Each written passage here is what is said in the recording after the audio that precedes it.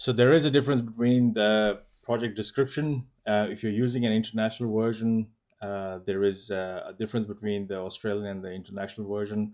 In the previous two videos, I actually explained the GST and the margin scheme. So if you are the Australian version, you'll have the GST section. And if you have the international version, all you have is a description. You come and put in your details. If you know about builder's margin, you can add the builder's margin to it. The reason it is there is because if there is a contract that talks about cost plus, you can actually put that in there.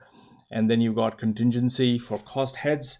So this contingency here for cost heads, if you change that contingency to 10%, for example, it'll go in and change the contingency for each individual cost head that you have over here. So if I've got that site report and I change that contingency to 10%, that means whatever cost that I allow in every site, in every cost head, under every cost head, it'll add 10% of the total of all those costs to each individual cost heading. Be careful of using that, otherwise you might be just adding too many contingencies to the project and you won't be able to get an accurate result.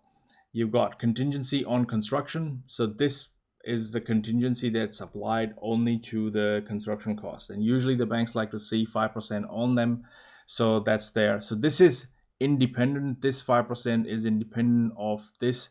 So this could be 10% on its own, but it'll only get applied to the construction cost. So whatever contingency that you allow on construction cost or on the individual cost heads, they can be put in over here.